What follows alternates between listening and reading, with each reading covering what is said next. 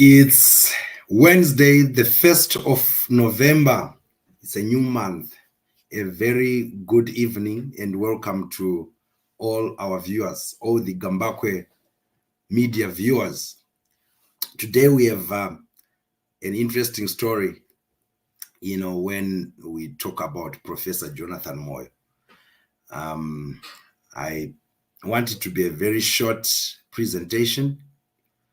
And we want to review Professor Jonathan Moyo's view on the constitutionality or lack thereof of the appointment of Commander Defense Forces of Zimbabwe, General Valerio Sibanda. According to Professor Jonathan Moyo, it's constitutional, and that's what we want to look at. We want to look at the reasons why Professor Jonathan Moyo is holding this view, which everybody thinks is a wrong view. Why at this stage does Jonathan Moyo hold such a view? So in doing so, we are going to review this article. You'll find it on his Twitter handle. It is, I'm sure people can see the appointment of the Commander Defense Forces, CDF, General P.V. Sibanda, as an ex-official member of the ZANU-PF Politburo, a critical review. Now, if you would ask me, there is no critical review at all that he brought on. Professor Jonathan Moyo, some 3 years back, I'm together with Gambakwe, I made an analysis of his political views. So I went into a historical perspective of Professor Jonathan Moyo's political views. And the key factor that comes out of it, before we go to the issue at hand, is that he's a serial flip-flopper, and there is no doubt about it. Pre-1999, Professor Jonathan Moyo was a staunch critic of the Mugabe regime, a staunch critic. In fact, he was a valuable asset and member of those in the democratic trenches who viewed his views as contributing to the struggle for a democratic Zimbabwe. But from 2000, we saw him changing when he was appointed as the Information and Publicity Secretary in the Constitutional Commission at that time.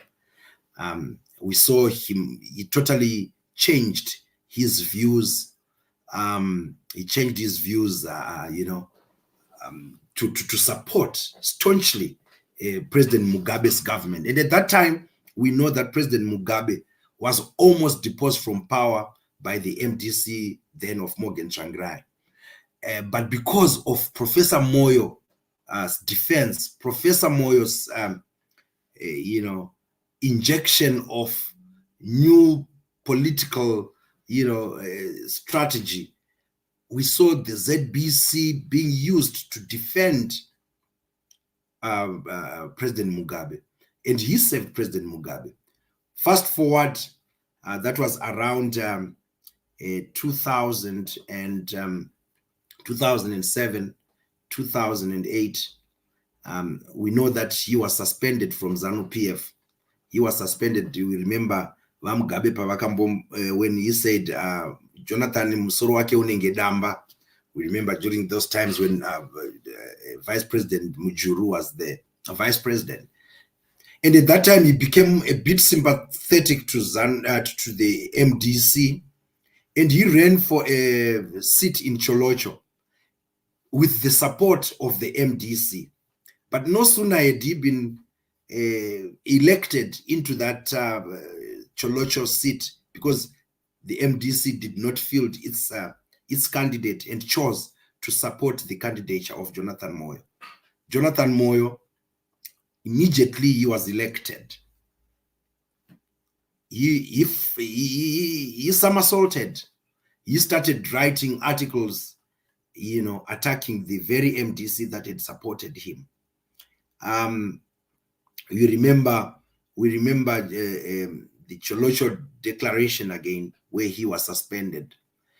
Jonathan Moyo, once again, flip-flopped, and she was against ZANU-PF. You know, after 2008, we saw him being readmitted back into ZANU-PF. But up until the coup of 2017, we saw him again. He changed his views about ZANU-PF. He became again a critic, as the staunchest critic of ZANU-PF, because they had been chased away by the military during the coup at that time. However, in the past 1 year, in this 1 year, this past 1 year, we saw his views change again. And now, if you read his articles, he seems to, I mean, by all intents and purposes, he is supporting ZANU-PF. This is Jonathan Moyo for you. So I want us to take this review of what he's saying about the appointment of CDF as an ex-official member. In that regard, let's look at it with this background in mind, that what kind of a person are we talking about, this Professor Jonathan Moyo? So one thing I want to underline is that Professor Jonathan Moyo uses his bookish knowledge. He uses his abilities as a professor. The man is talented. As a professor, he's talented. He can spin. If it was during Hitler's time, he would be the Joseph Goebbels of that time. He can spin, and he is not ashamed to dissociate himself from his yesterday's view. If today's view is not the same as yesterday, he's not ashamed. But what he does is that he uses his ability to spin to convince. So if you like, he is an intellectual mercenary. He is a political mercenary who, if he is hired by any political party, he is able to support any such views that that organization holds. So much about Professor Jonathan Moyo. What is he saying in this critical review of his? So basically, what he is saying is that what President Mnangagwa did is lawful. Now let's get into the article. So here in his article, he says the bottom part of this announcement of appointment to the ZANU-PF Politburo made on Saturday at the party's 2023 People's Conference in Gweru by E.D. Mnangagwa has gotten political tongues wagging and has triggered heated national debate. Right. He goes on to say, to quote President Mnangagwa, this is what President Mnangagwa said in appointing General Philip Valerio Sibanda. Comrade delegates, the amended 2023 party constitution gives impetus, agency, and renewed focus to the socio-economic and political realities of our country towards lifting many out of poverty and into prosperity. During the course of the year, we lost one of our party stalwarts, Comrade Joshua Malinga, who was the Secretary for People with Disabilities. To fill the vacancy, I am appointing Comrade Rose Mpofu of Matabeleland South Province as a Politburo member and the new Secretary for People with Disabilities. Additionally, Comrade Gwenzi, General Philip Valerio Sibanda, is an ex-official member of the Politburo. So this is the announcement. Now, the key to Professor Jonathan Moyo's view in this article is this. Here we are. So he goes on to say, unsurprisingly and indeed understandably, the announcement has raised eyebrows and precipitated predictable and even emotive conclusions based on Section 208 of the Constitution of Zimbabwe, that the appointment is unconstitutional. Yet, there is in fact nothing from a literal reading or interpretation of Section 208 of the Constitution which invites or leads to a conclusion that General Sibanda's appointment to the ZANU-PF Politburo is unconstitutional by definition. At this stage, what I would like to do is to analyze this statement by Professor Moyo, that is it true what he's saying, or he is just saying this because of political expedience? He is saying here, there is in fact nothing from a literal reading or interpretation of Section 208 of the Constitution that what was done is unconstitutional. Is that true what Professor Jonathan Moyo is saying? I'm going to touch on that. Then he goes on to say, in any event, I do not share the conclusion that the appointment is unconstitutional. So he takes his side, that he doesn't think that it is unconstitutional. Now, the crux of his argument now comes in this section where he says, but, and this is key to appreciate, understand, and to underline. He says, there is nothing, and he says this in bold letters, there is nothing in Section 208 of the Constitution which provides that members of the security services may not be members of any political party or organization. Read again. He says, there is nothing in Section 208 of the Constitution which provides that members of the security services may not be members of any political party or organization. All that the section provides is that members of the security services must not be active members or office bearers of any political party or organization. Look, Professor Jonathan Moyo can use diction to confuse you. So here he puts in quotes where the Constitution says members of the security services may not be members of any political party or organization. And then he says, well, that's what the Constitution says, that the members of the security services may not be members. Then he says, in the Constitution, there is what the Constitution says, that members of the security services must not be active members or office bearers of any political party or organization. So he tries to differentiate the two by saying members of the security services may not be members, by saying this time the Constitution says not be active members or office bearers.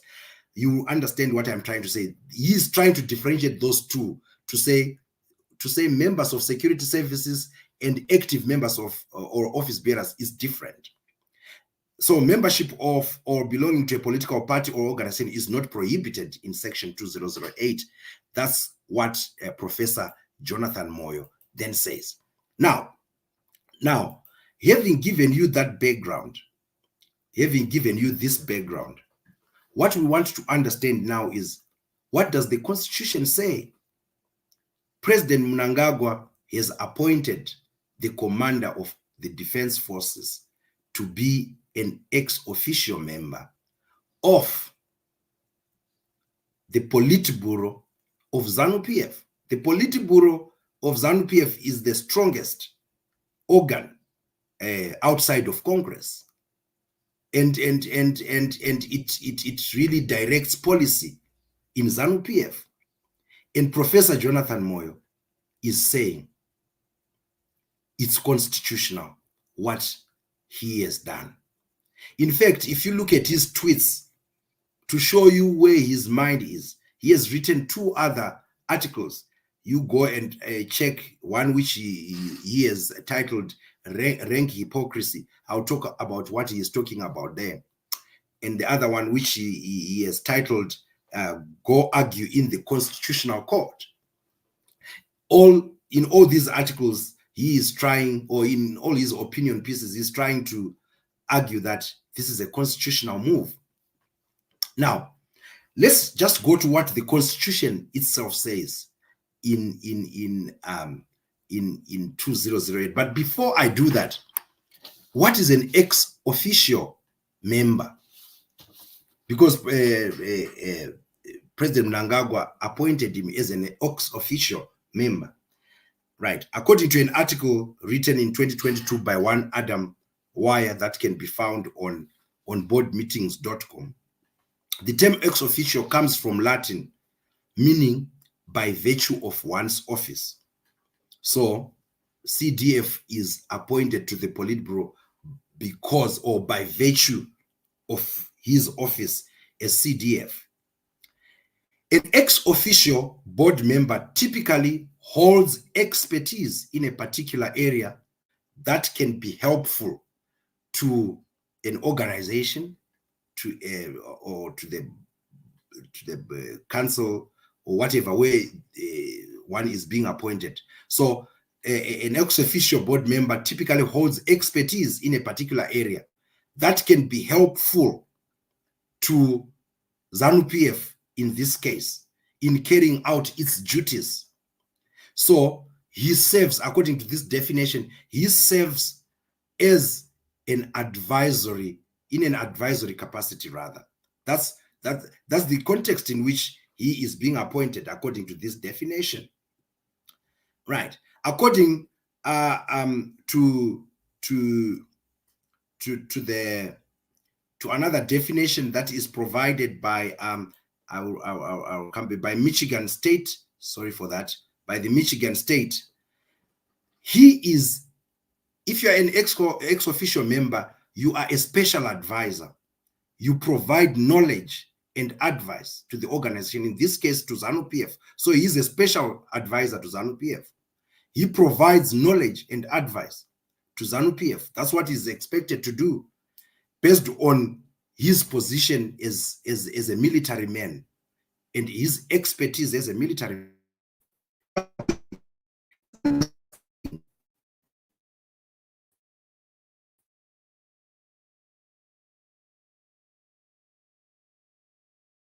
Is playing games again. Yes, I'm back on. So his understanding of the military helps ZANU-PF to navigate situations and opportunities and develop a plan for its success. Those are the duties, according to the Michigan State's definition, State University's definition of what an ex officio member does. And it goes on to say, by being appointed an ex officio member of the Politburo, rather of an organization, he can sit in the meetings of the Politburo, right? He can sit in the meetings of that organization, in this case of the Politburo. Now, by being appointed, this is what I argue now, that by being appointed an ex officio member of the Politburo, General Sibanda now can attend ZANU-PF Politburo meetings and take part in its discussions as a member in there. This means that he is now an active member because he's participating in these discussions. He's an active member of ZANU-PF who is expected to be furthering the interests of the party. That is my take. Now, what does the Constitution of Zimbabwe say about this appointment? Let's go to Section 208 of the Constitution of Zimbabwe of 2013. It talks about the conduct of members of security services. Number one, members of the security services must act in accordance with this Constitution and the law. So members of the security services, which actually include the defense forces, where PV Sibanda heads must act in accordance with the Constitution of Zimbabwe and the law. Number 2, neither the security services nor any of their members may, in the exercise of their functions, A, act in a partisan manner. Take this part A. It says they may not act in a partisan manner. Let's just delve on that point alone. What does it mean to be partisan? To be partisan means that you support one party over another. You support one side over another.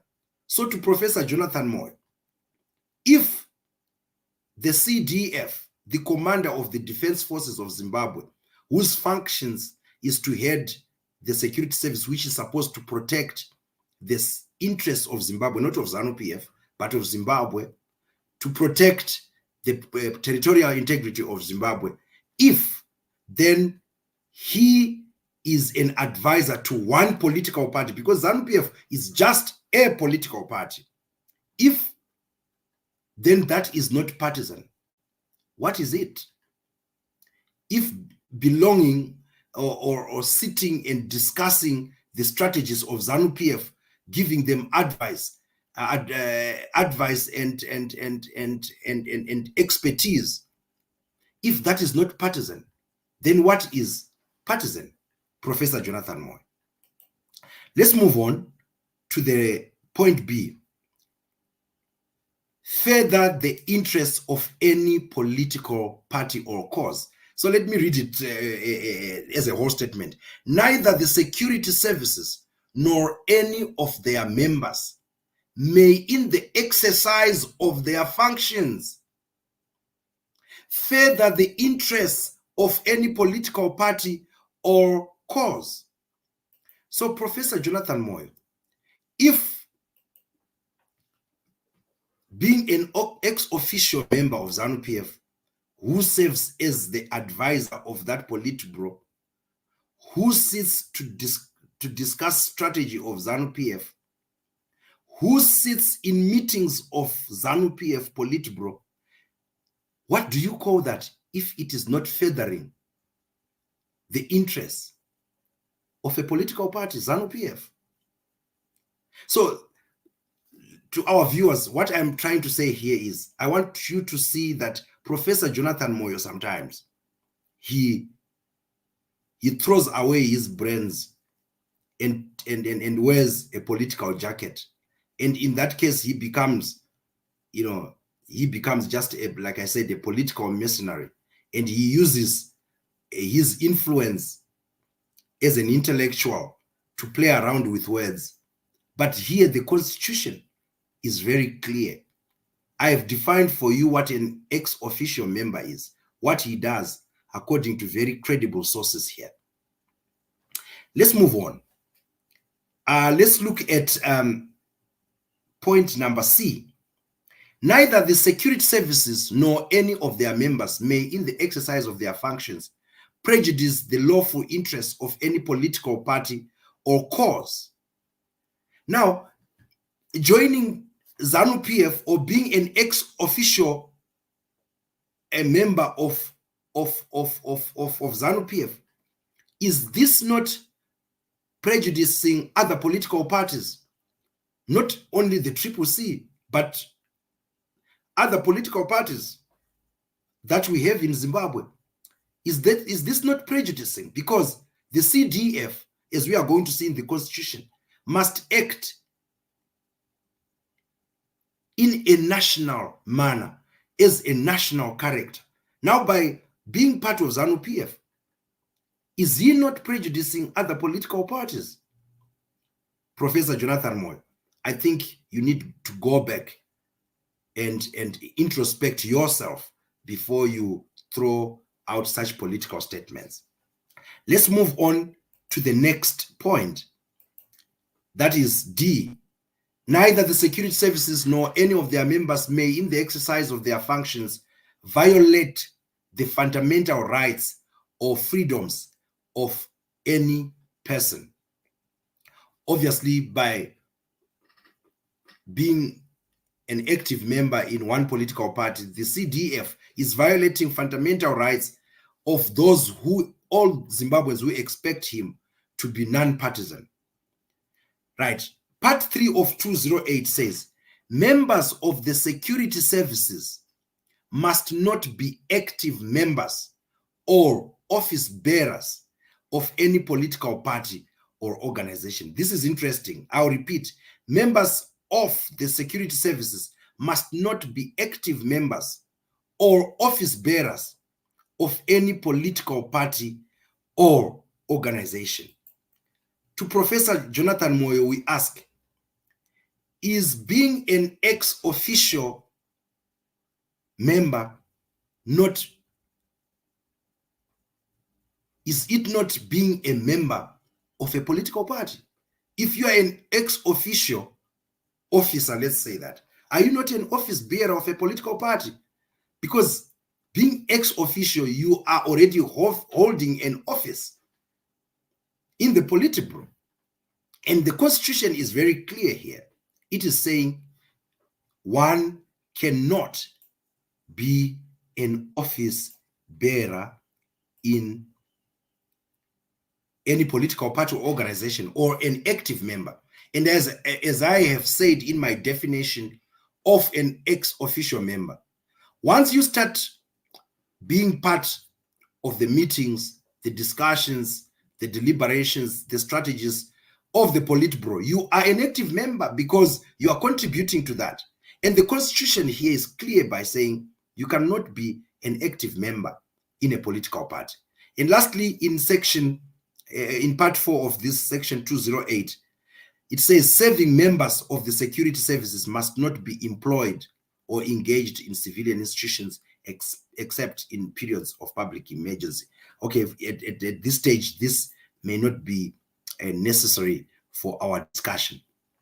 So the point I am raising is that Professor Jonathan Moyo, why is he saying all that he is saying? I contend, it is my view and many others that Professor Jonathan Moyo is a bitter man. He is a bitter man who is trying by all means possible to come back into Zimbabwe. So what he will do is that he will sing for his supper. The political support he is doing is obviously intended, but I'm sure those in ZANU-PF, they know Jonathan Moyo for what he is. He is bitter because it is the same military that chased him out of the country. Why is he today being their defender that what they are doing is constitutional? This is the same President Mnangagwa who chased him out during the coup of 2017 out of Zimbabwe. What has changed? Now, I will tell you what I think Professor Jonathan Moyo's strategy is, but basically he is a bitter man. So if you read his article or one of his opinion pieces, which he says rank hypocrisy, in that he actually exposes his anger. His anger is that right now these articles are largely aimed at the opposition, because what he is saying is that the very people who were supporting the coup of 2017, which include for him the MDC alliance, he is equating it to the Triple C. Not only that, he is actually talking about the lawyers, particularly the lawyers who have just taken President Mnangagwa to court about this issue.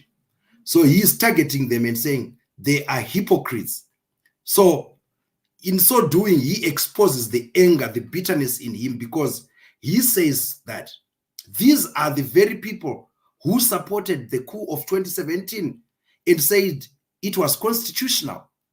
Remember, around the 23rd or the 24th of November in 2017, Justice Chiweshe handed down a very controversial judgment in which he said the takeover by the military at that time was constitutional and was legal. And they gave a flimsy reason that this is because the military was trying to prevent unelected members, unelected people from exercising executive functions. You know, at that time, it was said that there were criminals around the president, and everyone thought that Grace Mugabe had usurped the powers, the executive functions and powers of President Mugabe. So, for that reason, then the military intervened. So, Justice Chiweshe's judgment was based on that. So you see how they weaponized the law. In the whole, would one have said it is constitutional for the military to take over? No, it's unconstitutional. So for Jonathan Moyo, it's like a comeback for him. It's like time for revenge. That's why he has to support this move, because he thinks he was betrayed by the lawyers. He was betrayed by opposition people. You can tell. Go and read. Go to his tweets. You can tell that that's where the bitterness is coming from. But to show further his bitterness, because ever since he dissociated with the CCC, remember at some point he had started to support the MDC alliance, and towards the formation of the CCC, he really spoke so well about Advocate Nelson Chamisa, and you could see that he was looking forward to be part and parcel of an upcoming organization, the CCC. But when at some point he was attacked for his views and then he dissociated, he is really angry at the CCC. Whatever the CCC did at that time, he is still angry, because in that article, he is trying to say, how can people or an organization that does not have a constitution try to, according to his words, to pontificate about the unconstitutionality of what President Mnangagwa did. So he's saying the CCC is constitutionless. He is saying it doesn't have constitutional structures. It doesn't have constitutional this. It doesn't have constitutional that. It doesn't have constitutional this. Whatever he is really rabble-rousing about, you can tell. So then he finally argues that people without a constitution cannot declare the unconstitutionality of what President Mnangagwa has done. So you can see that he does not have facts, but what is coming out of Professor Jonathan Moyo are emotions. So what he wants to fix are the opposition people who, because you remember, the CCC recently produced a press release in which they actually condemned this appointment, saying it is unconstitutional. So he's basically responding to that. So Professor Jonathan Moyo is an angry and bitter man. So this is one of the opportunities. By supporting this unconstitutional move, it is his opportunity to show his bitterness to the CCC, to the lawyers, because you people, according to him, you support the coup of 2017 as unconstitutional. I mean, one can feel that. You know, I don't want this to be long, but there is a lot to talk about as to what Professor Jonathan Moyo is saying. Now, in making his argument, Professor Jonathan Moyo, then in this article, he says political rights in Zimbabwe, or in the constitution, everybody in Zimbabwe is entitled to those political rights. And he says actually the mother of all rights is that one political right to vote. And having argued around that area, he says even CDF Sibanda is entitled to those political rights. That is given, and I'm sure everyone agrees with him. But where he then fails to convince, or even to to convince himself is how does a political right to vote or a political right to belong to a political party then equate to an office holder in the security service enjoying the same. Remember, it is the same constitution that then delegates and demarcates which rights you can enjoy and what are the restrictions. In this case, while the CDF, Valerio Sibanda, just like any citizen of Zimbabwe, is entitled to his political rights, but by virtue of his office as the commander of the defense forces, which are national in character, he is restricted to publicly declare or to be publicly seen to be supporting one political party. Definitely, he can, in his heart, in his conscience, he can side with ZANU-PF. No one has got qualms with that.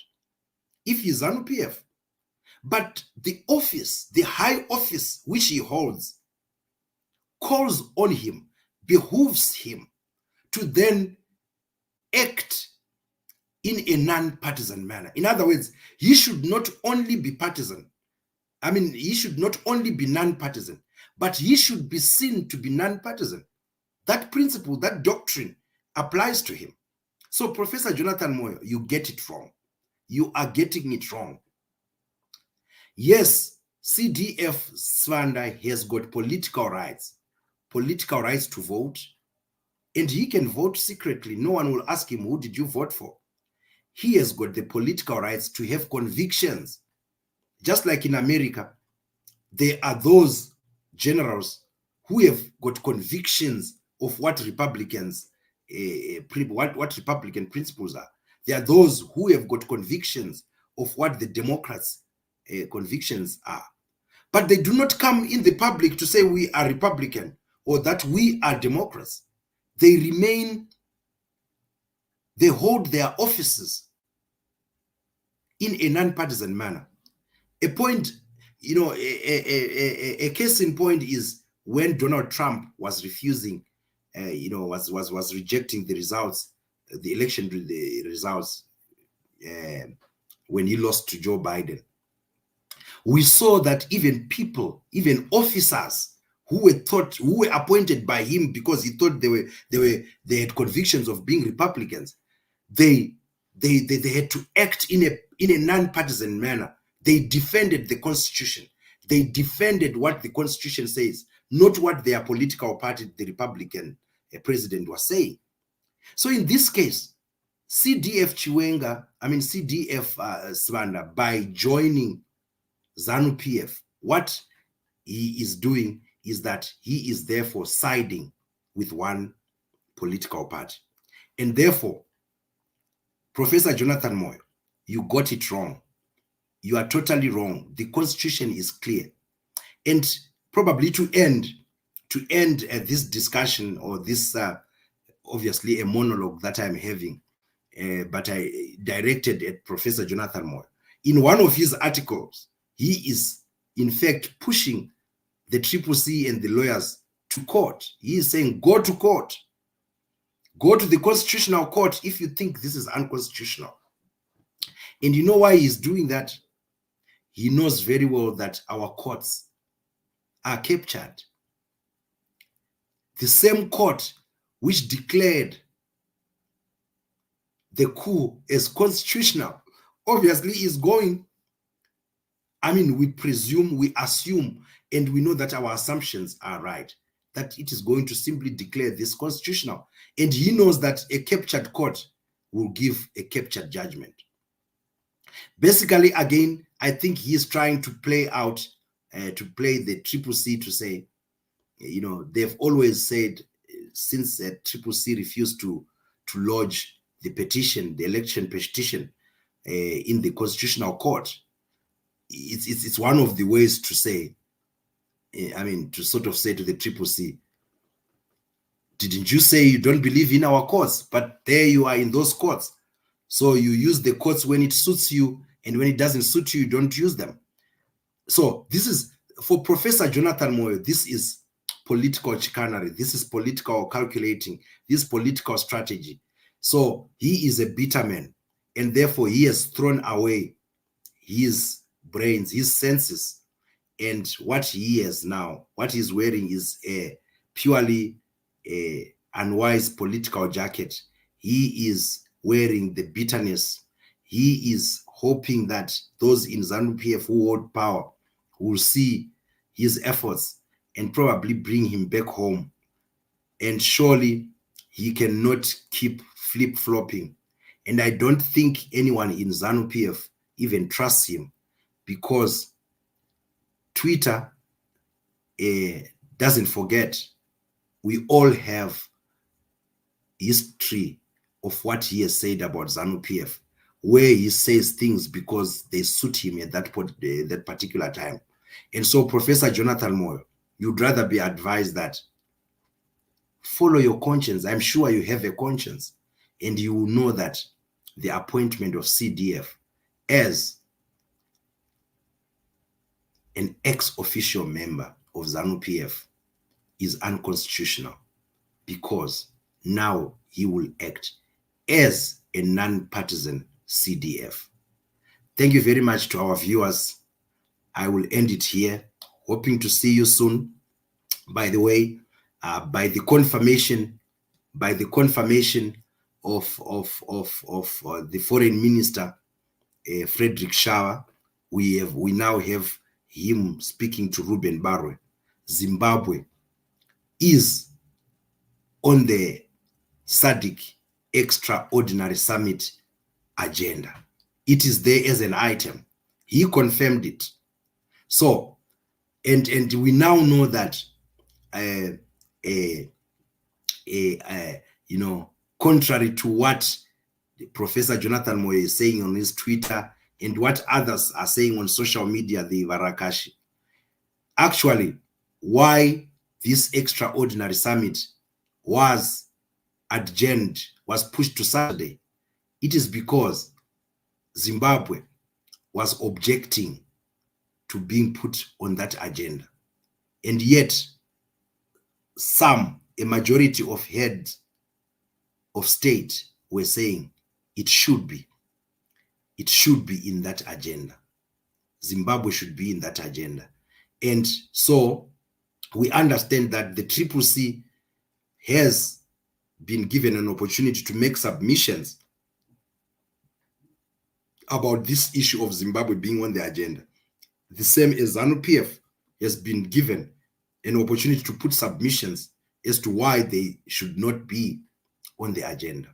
But we know that the SIOM report says the Zimbabwean election of the 23rd of August was a sham, did not meet the constitutional requirements, the electoral law requirements, and the SADC guidelines guiding democratic elections requirements. They were not met. And therefore, brace for it. Let's brace for it that Zimbabwe is on that agenda. Have a very good evening. Thank you very much. Thank you very much. I will be seeing you just